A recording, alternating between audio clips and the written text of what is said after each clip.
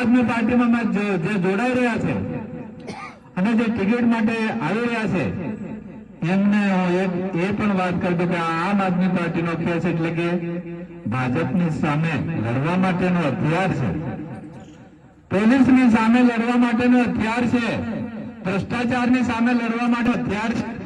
તમે જેને ખેસ પહેર્યો છે ને, તમે કોઈ પણનો સામનો કરી શકો છો. આમ આદમી પાર્ટીમાં હું તો તમારી સાથે છે જ, જ્યાં જરૂર પડે ત્યાં આવીશ, પણ સાથે સાથે મારી ગુજરાતની ટીમ પણ, હું તમારી સાથે છું એટલે ગુજરાતની ટીમ પણ જ્યાં જરૂર પડે ત્યાં આવશે અને તમને એમના હું નંબર પણ આપી દઈશ.